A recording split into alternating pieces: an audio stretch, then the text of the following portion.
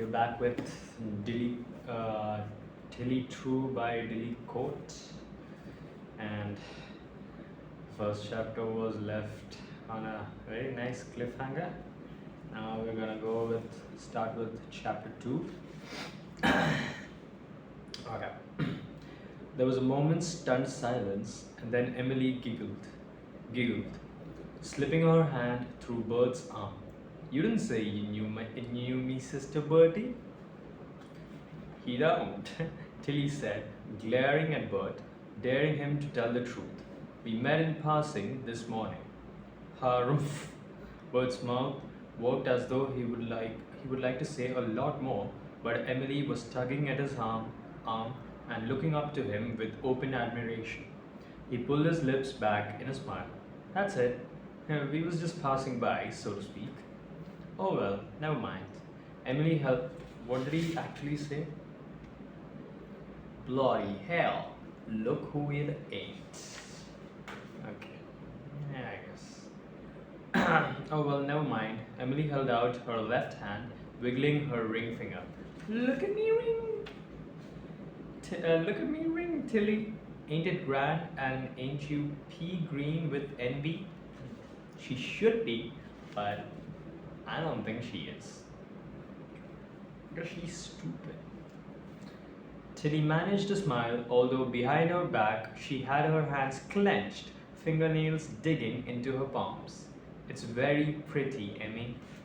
Let me see.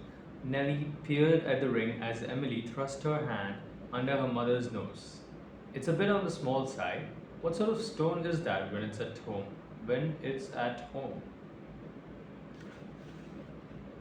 What are these phrases, dude? Bert bridled. That's a real diamond, I'll have you know, Mrs. True. It belonged to my late wife. Okay. Pushing Emily's hand away, Nellie shook her head. That's bad luck if ever was. Take it off, Emily. You don't want a dead woman's ring. Yeah, I guess. Emily's bottom lip trembled and her eyes filled with tears. How can you say a thing like that? I think it's nice, Lizzie said, cuddling up to Emily. Me too. Winnie caught hold of Emily's hand, waggling it so that the firelight reflected off the tiny stone. You've made Emmy cry, Ma.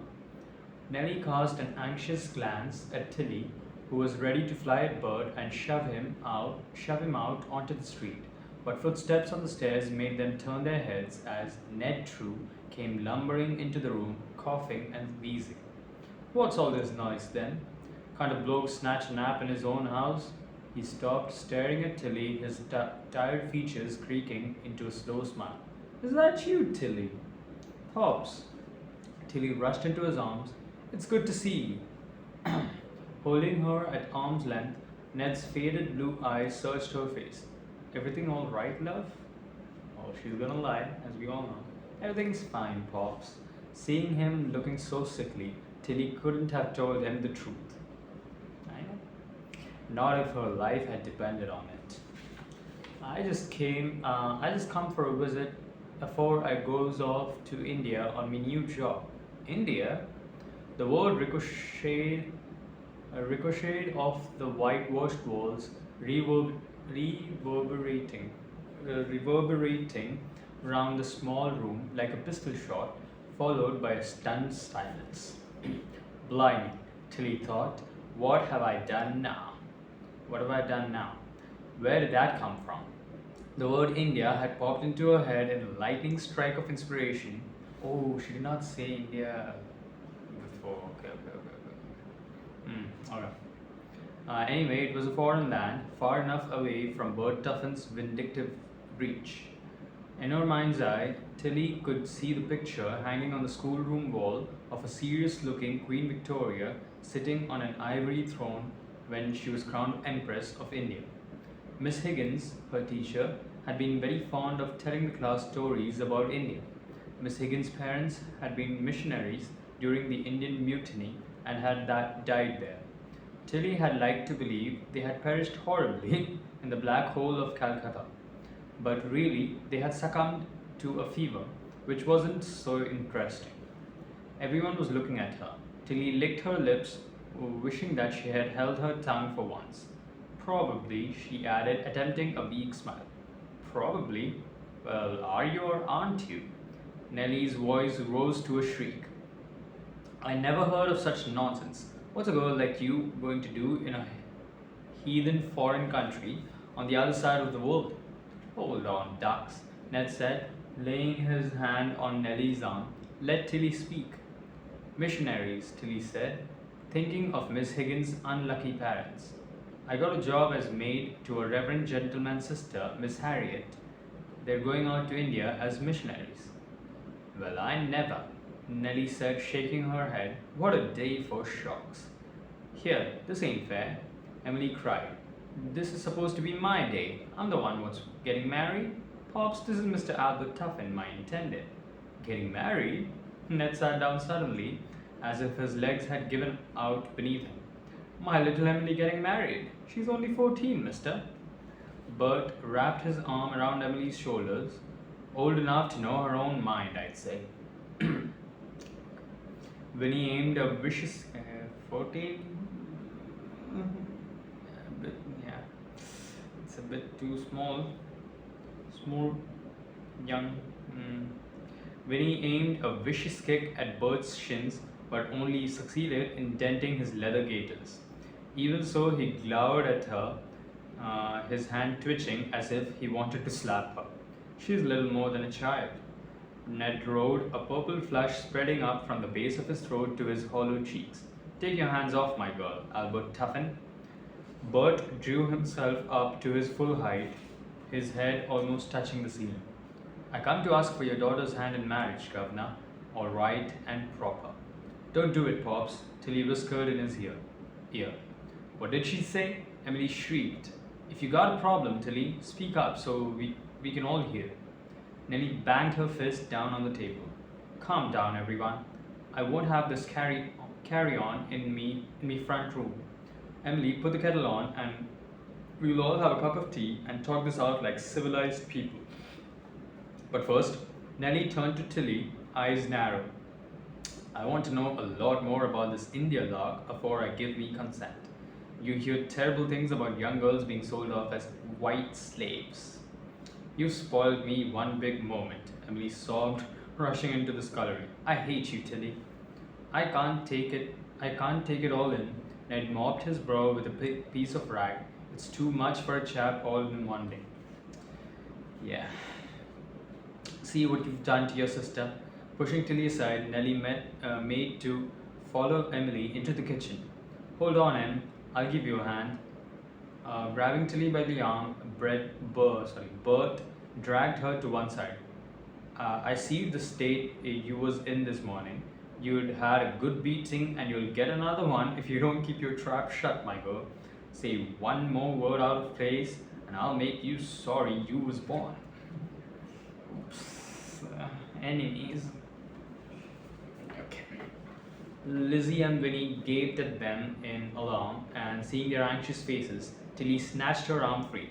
I ain't afraid of you, you old bastard.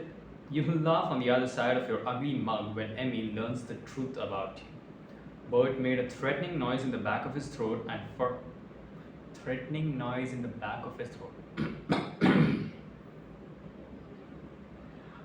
For a moment, Tilly thought he was going to hit her, but Ned leapt to his feet. Here, what's going on? Bert's florid face paled to ashen. She's asking for a clip round the ear, she is. Get out of my house, shaking from head to foot and with beads of perspiration standing out on his brow. Ned made a move towards Bert. Get out and don't come back. I don't like you, mister, and I ain't letting you get your hands on my little girl. For a moment, Tilly thought that Bert was going to hit Pops, and she was ready to fly at him, kicking and scratching, but he backed away and slammed out of the house. And she was ready to fly at him, kicking and scratching.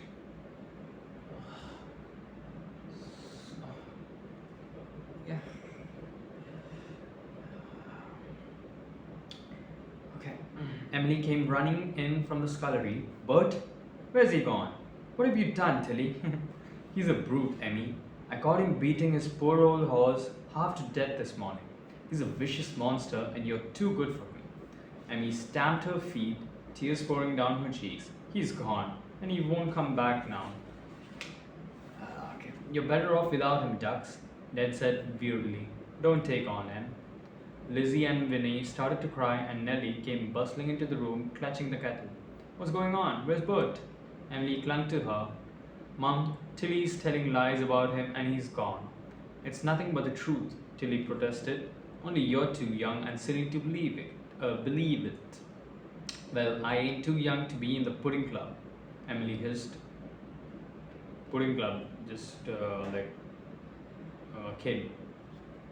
Yeah, I'm not a kid, she's saying, right? Well, you're 14 years old though, so you are a kid actually. Yes, that's right. I'm in the family way, and you've just seen off me one chance of a respectable marriage. Mm. I mean, you could have waited for like 4 or 5 years, but yeah, that's impractical. Maybe I don't know, man.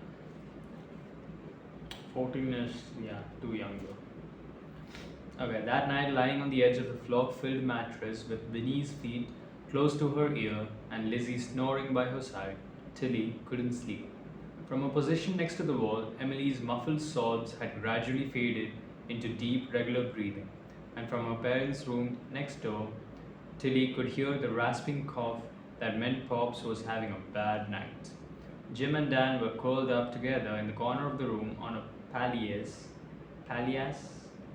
their stick-thin arms and legs poking out at angles from beneath a blanket. They had arrived home in the midst of the emotional chaos, their clothes soaked with rain and their dirty faces etched with runnels of tears. Big boys had stolen their meager takings together with what remained of their stock of matches. Nellie's patience, already stretched beyond endurance, had snapped, and the boys had been sent to bed without any supper. What? What did the boys do? Not that anyone had much to eat that evening. Boiled spuds and weak tea was not exactly a feast, but it had filled empty stomachs, if only temporarily. Tilly had secreted 2 potatoes in her pocket and taken them up to Jim and Dan, who had fallen on them like hungry hums. In a thin sliver of moonlight, she could just see their fair heads close together on the pillow, their hair matted and sticking to their foreheads in flat curls. In sleep, they looked like dirty cherubs. When they awakened, they would revert to being cheeky little devils. Tilly sighed and moved her cramped limbs carefully so as not to disturb Winnie. Still wide awake and with her cold feet sticking out of the thin coverlet next to Winnie's head, problems went round and round in Tilly's mind. Why had she said she was going to India of all places? She wasn't even sure where India was in relation to other far-off places. All she knew was that it was a very long way away, inhabited by dark-skinned people who wore exotic garments and turbans on their heads. Okay. Tilly hadn't paid much attention to geography lessons at school. Her education had been brief and basic. Although she could read, write in a fair imitation of copperplate and do simple arithmetic. Copperplate. More pressing now was the fact that she had no money and the clothes that she had been wearing belonged to Harriet Belgrave. She had left Barbary Terrace with nothing, and things were desperate here with Pop still too poorly to work, Ma having lost her job, and all too soon they would have to manage without Emily's meager earnings. Emily was never going to forgive her for telling the truth about Bert, and he had meant it. When he promised to get even. If she wanted to keep her face unscarred and lovely, then it would be wise to get as far away from Bert Tuffin as she could, or to not engage with Bert Tuffin characters. Just don't engage. How hard is that?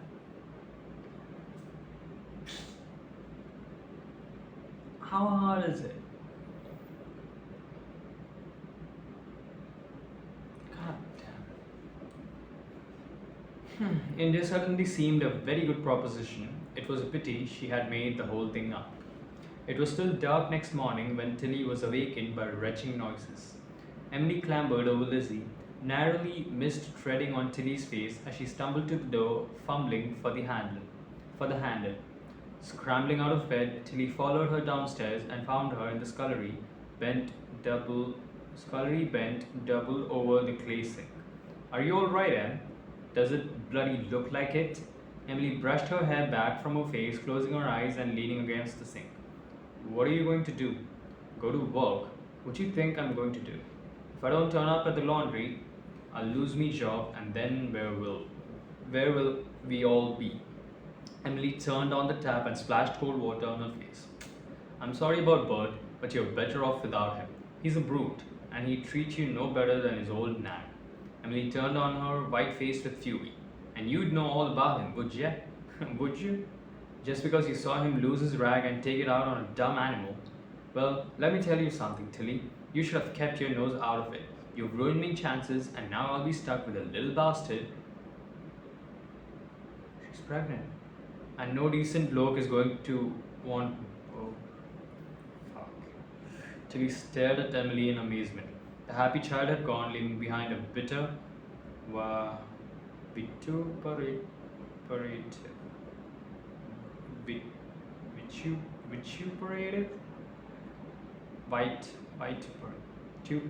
vituperative, vituperative. I don't know the meaning of that. Vituperative woman who blamed her for her misfortune. Anger wiped away pity. You were stupid to let him have his way with you. You got yourself into this mess, so don't go putting the blame on me. Don't act all goody-goody with me, Tilly. Ain't you never let a bloke go a bit too far and things got out of hand? No, never. I ain't that daft. Well, maybe they just don't fancy you then, and you'll end up a skinny old me. Oh, but you're 14 years old, Emily. Oh my god. I mean, maybe the times would have. I don't know. It feels my ego. Weird. Ugh. Ugh. I don't know. Emily pushed past her. Get out of me, way. I gotta get dressed. Tilly went to follow her, but Emily turned on her, spitting like a cat. Go to bleeding India and don't come back. Very nice. Watching Emily struggle into her clothes, it seemed to Tilly that a brick wall had come down between them. Wrapping a shawl around her head, Emily left the house without a backward glance. The fire had burnt away, leaving nothing but ashes, but at least Tilly's clothes were dry. Shivering with cold, Tilly snatched her blouse and skirt from the wooden clothes horse and hastily put them on.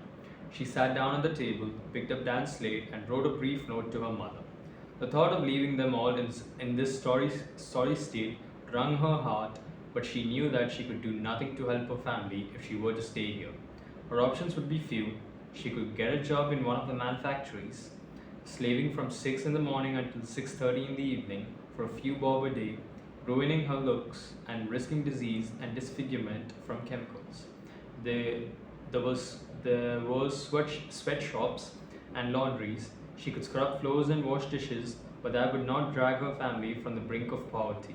Tilly put on Harriet's velour hat, squinting at her reflection in the cracked mirror on the mantel shelf. All she had was her looks and her wit. Wit. Sure. She made up her mind to use them. Okay. Like, yeah, I'll see. I'm gonna judge Tilly left and right. To use them. Before anyone else in the house had stirred, Tilly let herself out into the cold, dank pre-dawn and set off on foot, heading for Bunbury Fields. Let's see if you can score a job. Yeah, she's probably going to India. Yeah, I know. Manifestation. Thankfully, the rain had stopped and the gaslights pooled in a yellow mist on the wet pavements. Tilly walked at a brisk pace through the familiar city streets, which were bustling with activity even at this early hour. Hoots from the river traffic on the Thames with on the Thames mingled with the whistles and trumpets of steam from the great iron beasts that steamed in and out of the railway stations.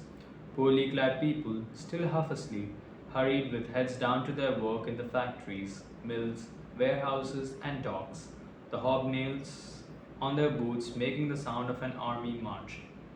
By the time Tilly reached Bunbury Fields, the sky was streaked with purple and crimson, and she could see the sun struggling to rise above the pall, pall, pall of smoke from hundreds of chimneys.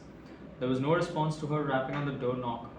It had not occurred to her that Harriet might be out this early in the morning, or perhaps the Palgraves, being gentry, was still asleep. Tilly rapped on the knocker again. She didn't want to disturb the dragging woman, but now that she had stopped walking, she was feeling the cold seeping into her bones. Sitting down on the top step, Tilly wrapped her arms around her knees and prepared to wait. Closing her eyes, she could hear birds singing in the cemetery, the sweet song of a blackbird and the endless chatter of sparrows. Hello there. A voice penetrated her dreams and Tilly lifted her head, opening her eyes and focusing with difficulty.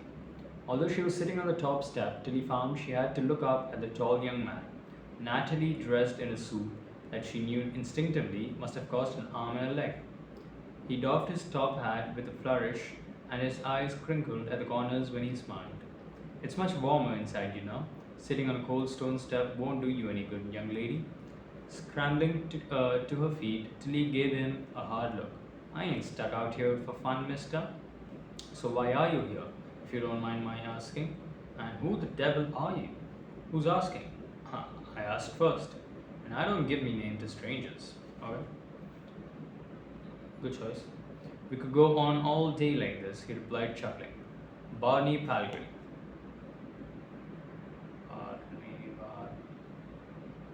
Barnaby. Yeah, Barnaby. This is the character. Yeah, the main character is here. Okay. Barney Palgrave, man of letters, man of law, and most importantly, man about town. Tilly eyed him suspiciously, trying to decide if he was serious or simply teasing her. Are you related to the Reverend then? Now that's not fair. I've told you my name and you answer with another question.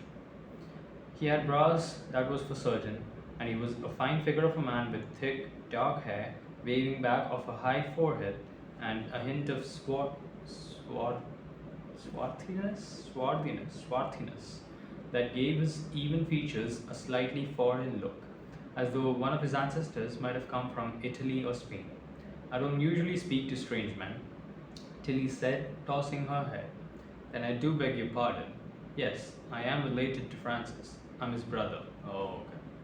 He had a wicked twinkle in his eyes that appeared dark brown until he laughed, and then they sparkled like the brandy that Mrs. Blessed kept in a cut glass decanter on the chiffonier. He was a bit too cocksure of himself, Tilly decided, and she was not impressed. She'd met blokes who were out and out chambers and they were generally only after one thing. Box. Tilly true, she said, unsmiling. I was playing a call on Miss Harriet, but she seems to be out. Well then, we're both on the same mission. What shall we do to pass the time until one or both of them come home? You can suit yourself, Tilly said, folding her arms across her chest. I'm not budging from this spot even if I has to wait all day. Then we'll wait together, Bunny said, leaning against the door. Tell me about yourself, Miss True. Tilly opened her mouth to tell him not to be so cheeky, but a hansom cab rattled to a halt outside the house, and Francis climbed out, followed by Harriet. Damn, Barney said, just when we were getting to know each other. Francis did not look pleased to see his brother, but Harriet gave a shriek of delight and threw her arms around him. Barney, what a wonderful surprise! Swinging her off her feet in an affectionate hug, Barney kissed her on the forehead and set her back on the ground. You're a sight for sore eyes, Hattie. I've missed you. Paying off the cabby, Francis stared coldly at his brother. What are you doing here? Francis. Harriet clutched his arm. Francis. Harriet clutched his arm. Please don't. Can't you see we have a visitor? With a cursory nod in Tilly's direction, Francis unlocked the front door. You're welcome, Tilly, which is more than I can say for you, Barnaby. Okay. Uh, what has he done, Barnaby? What has he done in the past? He went inside and mounted the staircase without a backward glance. Wringing her hands, Harriet smiled apologetically. You mustn't mind Francis. We've been up all night with a sick child, and he's tired. Mm. You look tired too, Hattie, Barnaby said, giving her an affectionate pat on the cheek. The child died. Tears spilled from her big brown eyes. Diphtheria. It was very sad. Go upstairs and sit down, miss, Tilly said. I'll make you a nice cup of tea, as if that old dragon woman will let me in her blooming kitchen. Dragon woman? Barnaby grinned. Am I missing something here? Best not ask, Tilly said. If you take Miss Hattie upstairs, I'll go and sort the old cow out once and for all. Bravely said Tilly, you're a girl after my own heart. What? Winking at Tilly, Barney slipped Harriet's gloved hand through his arm and led her up the narrow staircase. This isn't at all the sort of place you should be living, Hattie. I'll have words with Frank, it won't do at all. No, please don't. Not now. He's so tired and he's doing his best. Their voices tailed off as they turned the bend of the stairs. That's it, Tilly thought. There's definitely a job for me here, even if they don't know it yet. Making her way down the uncarpeted stairs to the basement kitchen, Tilly found the dragon woman sitting by the range smoking a clay pipe, with her booted feet on the brass rail. Mrs. Henge glared at her through a cloud of smoke that smelt more like a bonfire burning rubbish than Virginia tobacco. I only allow paying lodgers the use of me kitchen. Then you'd better get used to seeing me down here, Tilly said, taking a chipped brown teapot from the mantel shelf. You can sort it out with Miss Harriet, but at the moment she needs a cup of tea and I'm making it for her. Ignoring Mrs. Henge's grumbling monologue, Tilly made the tea, and while it was brewing, she searched the cupboards for cups and saucers. Eventually, after tipping the mouse droppings onto the flagstone floor and scooping out the dead flies, she managed to find 4 cups that were not too chipped and 4 saucers that didn't match and were only a bit cracked. With her boots crunching on the carapaces of scuttling cockroaches, Tilly searched the larder shelves. Amongst the empty beer bottles and rusting tins with mildewed labels, she found a pitcher of milk. But when she went to pour it into a milk jug, the contents slurped into the sink in a sour-smelling jellied mass. That's disgusting, Tilly said, wrinkling her nose. Ain't you got no fresh milk? That was good enough to make cheese. Springing to her feet, Mrs. Henge rushed over to the sink and attempting to scoop the sour milk back into the pitcher with her talon-like fingers. That was for me supper, you interfering besom. Get out of my kitchen before I forget some old lady and give you a kick up the arse. Keep your hair on, you old witch. I ain't afraid of you. Why do you have to keep picking fights everywhere you go? Picking up the tea tray, Tilly made to leave the room, adding as a parting shot, this place is a midden. You ought to be ashamed of yourself. Closing the door behind her, Tilly felt the timbers shudder as the pitcher thudded against it and smashed. Imagining the mess, she went up the stairs chuckling. At last, she had gained one thing from her 3-year stint in Barbary Terrace. She had learned to stand up for herself against the bullying tactics of Morris, abetted by the woman who had come in daily to do the cleaning. Before that, she had spent long hours peeling spuds in the rat-infested kitchen of the pie and eel shop. And even before that, when she had left school at 12, she had washed bottles in the brewery for 2pence a day. Up to her armpits in cold water, she had swilled, rinsed, and sorted bottles until the skin of her hands and arms was wrinkled and dead white as a corpse washed up on the foreshore after a high tide. Many a time she had gone to bed hungry and in tears, but she had been away from home and there had been no one to stand up for her. The choice had been stark: survive or go under,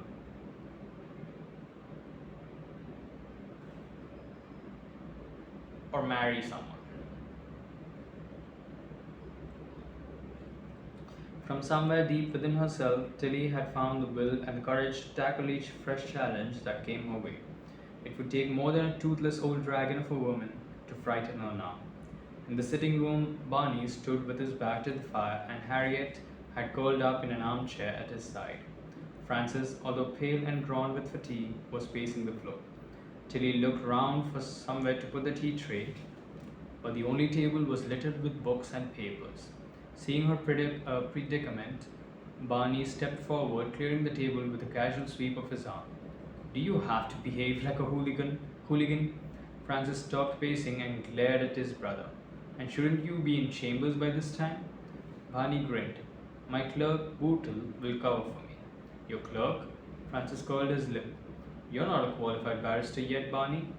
Barrister. I don't know. Barrister. Is it related to a lawyer somewhere? In fact, if it weren't for Uncle Clarence, you'd still be an articled clerk. True, but it won't be long before I'm called to the bar. Yeah, I think it's that. Taking a wallet from his inside pocket, Barney extracted a business card and handed it to Tilly. That's the address of my chambers, Miss True. If you are ever in the need of legal advice, don't hesitate to call on me. Tucking the card in her pocket, Tilly felt the blood rushing to her cheeks and she dropped her gaze. Alright. That's all it took? Barney had a wicked twinkle in his eye, as if he could picture her stark naked and was enjoying the sight. She should have been offended, but if she were honest, it was rather flattering. Don't be ridiculous, Francis said. Don't tease the girl. As if I would. Don't be a killjoy, Frank. Don't call me Frank. You know I hate it. That's why I do it, brother. I enjoy teasing you. You're a damn sight too serious by half. Please, Harriet said, getting hastily to her feet. Don't start quarreling again. Let's have a cup of tea and forget our differences. You may pour, Tilly. There's no milk, miss. That old bag ought to be hung up by her thumbs for keeping such a foul kitchen. Thank you, Tilly. We can do without your comments, Francis said, looking down his nose. Pour the tea. We'll have it without milk. Hold on, Frank. There's no need to speak to the girl like that. She's not in your employ. Barney took a cup of tea from Tilly, flashing her a smile that would melt bricks. Ta, but I can speak up for myself, Tilly said, attempting to sound prim. But the mischievous gleam in his eyes was too much for her, and she suppressed a giggle. That's quite right, Harriet said, handing a cup of tea to Francis with a reproving look. Tilly isn't a servant. She has done this out of the kindness of her heart. Not quite, miss. Tilly cleared her throat. I'm available at present, in between positions, you might say. Between positions. I'd be more than happy to work for you and the Reverend if you'll have me. I'm well trained and honest, and I can sort out her below stairs. No trouble. Well, there's an offer you can't refuse, Barney said, grinning.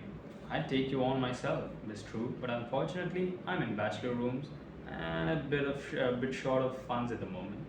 By the way, Frank, old boy, no, Francis roared. Not another penny. Yeah. Leech. He's a leech. I get it. Not another penny. You've gone through your allowance from Dolph, and I couldn't give you any more money, even if I wanted to, which I don't. You will just have to learn to live within your means like the rest of us. But, oh, Francis, don't be hard on him, Harriet said, biting her lip. Don't worry about me, Hat. Leaning over the chair, Barney kissed her on the forehead. I'll manage one way or another. It was worth a try. You'd better go. Taking his tea, Francis went to sit by the window and turned his back on them. I can take a hint. Take a hint? He clearly told you to just go. What's there to take a hint in that? It should be. Barney said, picking up his hat and gloves. It was a pleasure meeting you, Miss True. Tilly bobbed a curtsy. Likewise, sir. As the door closed on him, she cast an appealing glance at Harriet. You need someone to look after you, miss. I could do it, no bother. Harriet's gaze shifted nervously to her brother. What do you say, Francis? Okay. Absolutely out of the question. Oh, please, please at least consider it. You know I can't cook, and the dragon woman scares me to death. Slamming his cup and saucer down on a pile of books, Francis jumped to his feet. For goodness sake, Harry. I've been up all night, I'm tired, and I have still have a day's work to do. I've said no, and I mean no. We can't even think about hiring servants until we know when we can move into the vicarage. And at this rate, the old gentleman is going to hang on until the last breath leaves his body. Desperate thoughts raced through Tilly's head. She couldn't go home now. Couldn't admit that India had been a fiction and that she was penniless as well as jobless. She couldn't inflict that burden on the family, and besides that, there was Bert Tuffin. She would have to steer clear of him for a long time. If you if you please, your reverence, I could work for nothing until you can afford me. I can sleep on the hearth by the fire, I don't mind. Please, Francis, Harriet clasped her hands but beseeching. Please. Don't wheedle, Hattie. It's most unattractive. Barney isn't the only one who is going to have to live within his means. We must do the same. Francis turned to Tilly, his harsh expression softening just a little. It's out of the question. I'm sorry. Striding towards the door, he snatched up his hat and coat and was gone before Harriet or Tilly could say another word. Tough luck. Uh, Harriet huddled in the chair by the fire, wrapping her arms around her knees. I'm sorry too. Tilly was not going to give in so easily. I can come back, Miss Hattie. Maybe the Reverend will change his mind. Yes, you must do that, Tilly. You simply must. There was nothing for it but to go home. The walk back to Whitechapel seemed to take forever, and Tilly's feet dragged with every step of the way. Plans formulated in her head and were instantly abandoned as being unworkable. She hadn't a penny in her pocket, and only the clothes she stood up in, and they belonged to Harriet. Weren't you going to return them? Who had generously said that she did not want them back. Yeah, she said, but what about your pride? I thought that was something big for you. It would have been difficult anyway, as to return the clothes would leave her standing in her chemise and stays. You don't have other clothes? You were in your home. Even what? Harriet had managed a giggle and said that even Francis would not turn her out on the street in such a shocking state. Although it was only mid-afternoon when Tilly reached Red Dragon Passage, a foul-smelling, smoke-laden supper? S-O-U-P-E-R. Souper? Peace super had turned the air sulphur yellow tinged with cream. Visibility was down to a few yards, and she knew only too well that by nightfall it would be impossible to see her hand in front of her face. Quickening her pace, all that Tilly wanted now was to get home to the warmth and safety of the overcrowded terraced house and the comfort of her family, even though Emily would still be in a state and it would take some quick talking to bring Ma round. She was still trying to think of a plausible explanation for her unexpected return when the rumbling of cartwheels coming up behind made her turn her head. The traffic had lessened considerably as the fog descended, but it was sheer animal instinct that made her hackles rise. Tilly hesitated, her heart thumping in her chest as she stood poised and ready to run. She saw the name painted on the side of the car too late. Bert had vaulted off the driver's seat, landing in front of her with amazing agility for a large man. I've been looking for you, lady. We got unfinished business, you and me. Opening her mouth to scream, Tilly kicked out with her feet, lashing at his face with her clawed hands. But suddenly, everything went dark, and she was choking in hessian fibers and dust as a sack was clamped over her head. Her feet went from under her and she was upside down, hefted over Bert's shoulder and thrown into the back of the cart, unable to see or to put her hands out to save herself. Her head hit something very hard and everything went black. Actions have consequences, Tilly, true? Shouldn't have done that in chapter 1. Just अपने काम से मतलब रखना भाई. Fucking idiot.